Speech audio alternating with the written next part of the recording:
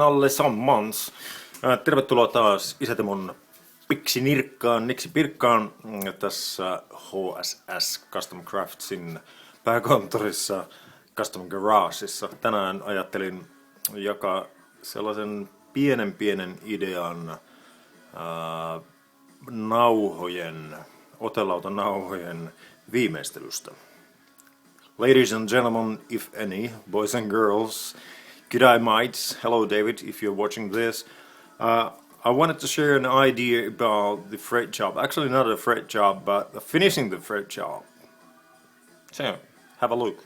Hey, here's the neck that I built yesterday. This is the hot rod, truss rod, and it looks like this when the flame maple is on. That's pretty neat. I think it's really great. It works great. I'm so happy, David, that you took the idea. And I also had a happy day since I bought this maple as a flame maple. But as you can see, there's some beautiful bird's eyes coming up. So it's a really beautiful piece of wood. There's one fret which I put on early in the morning. I had some video clips about this thing, and I took a lot of clips and put them all together, and that was something like, I don't know, 20 minutes or so. But then I messed up with the files and I lost them all, so you are really lucky today as well, since this won't take that long. Anyways, the idea is that when sanding the fretboard, you will get all the slots just full of the dust from the wood. And normally you would take them out. Some people use Stanley blades or whatever. I normally use vacuum cleaner since I'm really lazy.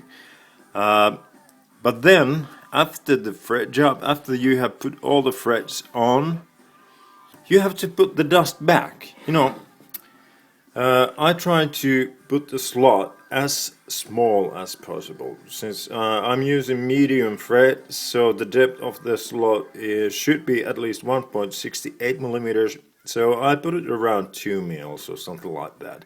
So there won't be too much to fill.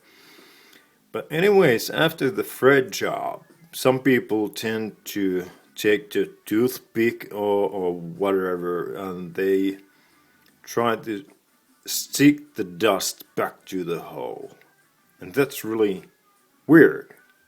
So first we take the dust off, and then we try to put it back. So I had an idea of a more simple way to do this whole thing. I will show the neck, so it's really beautiful. Take a look. Look at all the bird's eyes. It's so nice. I don't know about you, but I really enjoy the woodworks. I will do some sanding.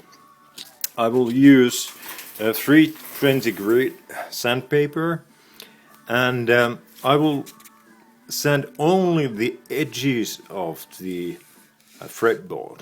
Just like 5 or 6 mils here. So to get some dust and to drop it into the slots. So take a sec, I will do some sanding and I'll get back to you.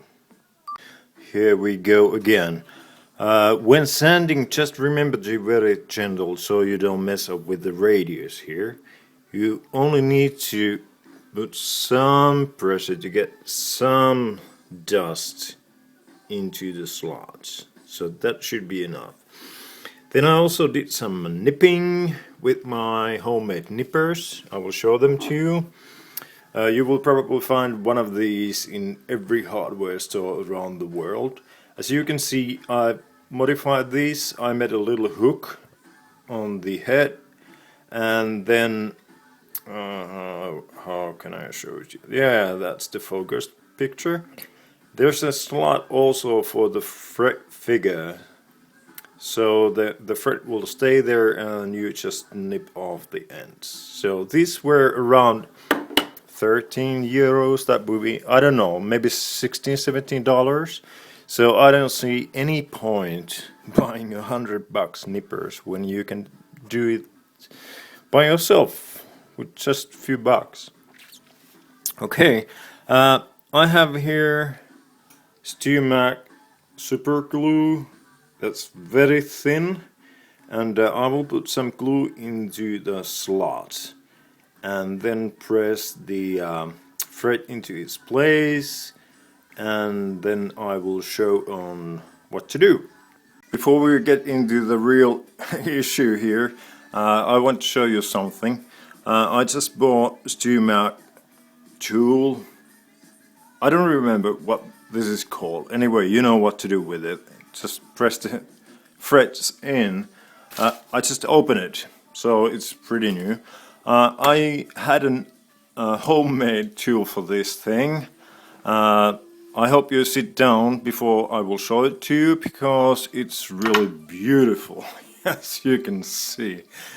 You know, this tool looks like it is made in North Korea after the lights have gone out. It's really ugly, just like me. It works, but it's ugly. It worked pretty fine with the first 5 necks, but you know, then I wanted to have a real tool, and I bought this beautiful brass thing tool from StewMac. Anyway, I glued the fret, then I pressed it down and hold it just a few seconds just to keep it there, so it will be a tight fit. I will cut the ends of the frets, and then we will go on with the magical trick that I would like to work this time. The thing that actually I was supposed to show to you. Here's the trick. As you can see, I put on some tape around the fret. Did some filing with the nail file just to smoothen the edge. Nothing much. And as you can see, there's the slot somewhere behind the dust. So this is what it looks like right after pressing down the fret. No holes, nothing. And now I will put on the glue. I try to do it left-handed, which is not very easy. Oh, I need to focus there. Just a little bit the thin glue. There it goes. Just like that. Nothing much. And the same thing to the other side. So you have already glued down the fret into the slot. So this is only for the dust. Just a little bit, a drop of the super glue there. And that's it. Cool.